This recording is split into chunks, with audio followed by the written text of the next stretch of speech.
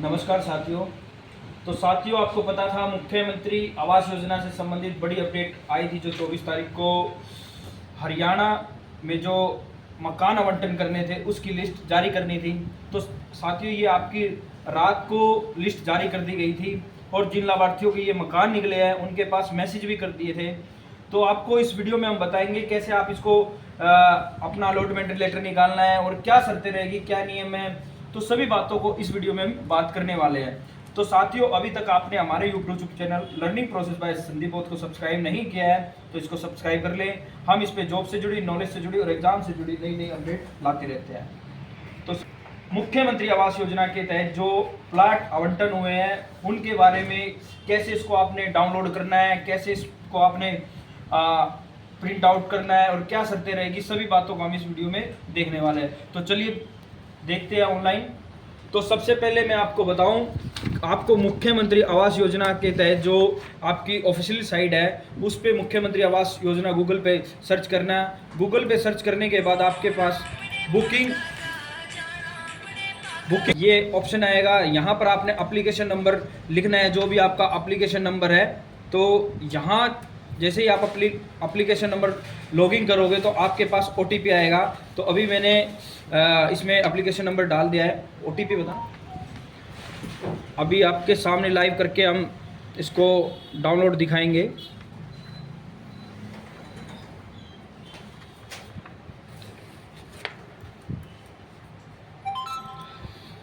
ये साथियों, मैंने इसमें OTP डाल दिया है और अब ये आपका ये राजू के नाम से इनको आवंटन हुआ है अलॉटमेंट लेटर। तो ऐसा फेस आपके सामने आ जाएगा।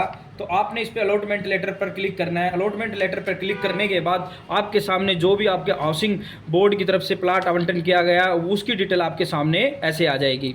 तो ये आपका फर्स्टली में दिखाएगा, आपको 30 गज का आपका मकान रहने वाला है जिसमें आपके पंजीकरण संख्या आपकी दिखाई देगा। साथ ही आपको फैमिली आईडी भी दिखाई देगी। इसमें लाभार्थी का नाम होगा, पिता का नाम होगा और साथ में प्लाट संख्या, जहां पर आपको प्लाट मिलने वाला है उस प्लाट का ये नंबर होगा। और ये जो सेक्टर है 27-28 जहां पार्ट 2 के अंदर मिलेगा इनको, ये वो एरिया और वो लोकेशन है। तो ये सेक्टर के इसमें मेंशन की गई है। साथ ही इसमें नगर आपका जो भी शहर में जिसमें आपको अलॉटमेंट हुआ है या आपने अलॉटमेंट के लिए अप्लाई किया था उसका नाम भी इसमें आएगा।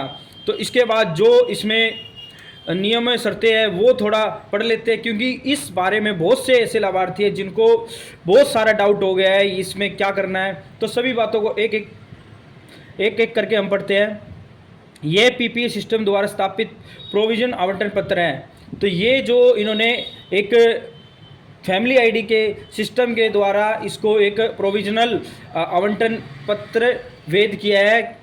तो ये इसमें आपने पर्सनली ये नहीं कह सकते कि आपको ये अलॉटमेंट लेटर है। अभी फ़िलहाल ये आपको फैमिली आईडी के हिसाब से ये सभी को अलॉटमेंट किया गया है। अगले पॉइंट पे है, ये प्रोविजन आवंटन पत्र प्राप्त होने के 30 दिन के भीतर 10,000 रुपये तथा शेष 80,000 रुपये की राशि 6 किस्तों में 6 महीने के अंदर जमा करनी होगी।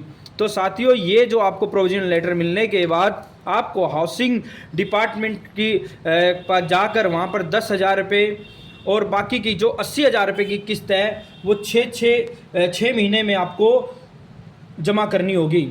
लाभार्थी को आवंटन पत्र जारी होने की तिथि के 12 मास के अंदर 2 आवासीय इकाई और निर्माण शुरू करना होगा और 24 महीनों के अंदर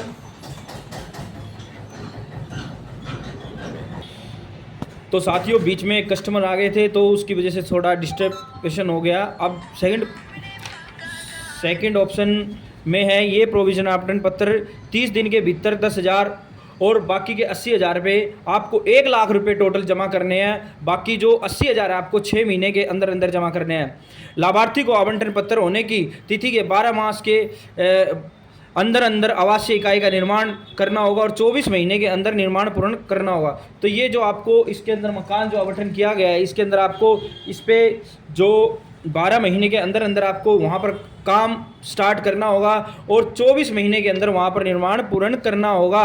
अन्यथा आपका जो मकान है वो हाउसिंग डिपार्टमेंट की तरफ से वापस ले लिया जाएगा कि आपको हाउस की ज़रूरत नहीं है। तो वो ये समझेंगे प्लाट का उपयोग केवल आवासीय निर्माण करना होगा। आवंटन की तिथि 10 वर्ष तक इस पट्टे पर बेचा नहीं जा सकता। तो साथियों सीधी बातों में ये है कि 10 वर्षों तक आप इस मकान को किसी को बेच नहीं सकते, किसी को दे नहीं सकते। तो ये जो आपका मकान आपको 10 साल तक रखना होगा। हालांकि आवासीय निर्माण के लिए होम लोन, प्लाट, वित्तीय सहायता गिरवी रखा जा सकता है। तो इसके लिए अगर आप होम लोन लेना चाहते हैं और या आवासीय निर्माण के लिए कोई आपको वित्तीय सहायता की आवश्यकता है तो उस कड़ी में आप इस मकान को रख सकते हैं। तो अगले पॉइंट पे आते हैं हम। लाभार्थी को आवंटन पत्र जारी होने के तिथि से 3 वर्ष के पश्चात सब्सिडी मूलधन ब्याज हाउसिंग विभाग को लौटाकर खुले बाजार में आवासीय इकाई बेच सकता है। तो साथियों इसमें यहाँ बताया गया है कि लाभार्थी आवंटन पत्र की जारी होने की तिथि से 3 वर्ष पश्चात सरकारी सब्सिडी को ब्याज सहित हाउसिंग फॉर विभाग को लौटा सकता है। अगर किसी साथी को लगता है कि मेरे को ये प्लाट नहीं लेना, मुझे आगे नहीं रखना प्लाट, तो प्लाट वो हाउसिंग बोर्ड को 3 वर्ष के अंदर लौटा सकता है। लाभार्थी की मृत्यु होने की स्थिति में उनके कानूनी अधिकार प्लाट के आवंटन शर्तों के नियम बाध्य होंगे। तो साथियों किसी कड़ी में अगर किसी लाभार्थी की मृत्यु हो जाती है तो उसके जो वारिस है, जो उसके ब्लड रिलेशन है, जो उसका बेटा है या उसकी वाइफ है, तो उसके नाम ये प्लाट हो सकता है। आवंटन की किसी भी शर्त में नियम का उल्लंघन होने पर हाउसिंग फॉर विभाग लाभार्थी को प्राप्त सुनवाई का अवसर देकर प्लाट पर कब्जा कर सकता है। तो साथियों ये अगर किसी प्लाट के बीच में कोई ऐसी अड़चनें आ जाती है जिसमें कोई प्रॉब्लम या आपस में डिस्प्यूट हो जाता है तो उसमें लाभार्थी की सुनवाई के बाद हाउसिंग डिपार्टमेंट अपने प्लाट को अपने अधिकार में कब्जा कर सकता है। ऐसे मामले में लाभार्थी किसी भी मामले का हकदार नहीं रहेगा। मतलब इसमें बताया गया कि अगर ऐसी स्थिति पाई गई तो उसमें वो कहीं भी अपना केस या कहीं भी याचिका दायर नहीं कर सकता।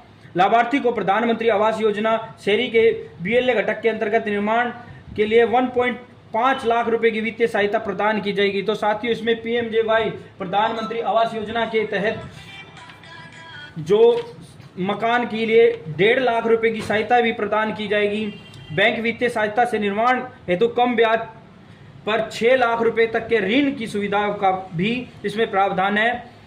लाभार्थी द्वारा सभी किस्तें राशि समय पर जमा करवाने के लिए प्लाट का कब्जा दिया जाएगा। तो इसमें सभी लाभार्थी जो अपना कब्जा जमा कर पूरी पेमेंट जमा करने के बाद इनको हाउसिंग बोर्ड की तरफ से प्लाट पर कब्जा दिया जाएगा। तो साथ ही ये बड़ी अपडेट थी जो मुख्यमंत्री आवास योजना के तहत जो कल से मैसेज आ रहे थे, कमेंट आ रहे थे हमारे पास कि सर ये कब से अपडेट होगी। तो फाइनली आपकी जो लिस्ट है वो अपडेट हो गई है, पोर्टल पर आप जाकर देख सकते हो।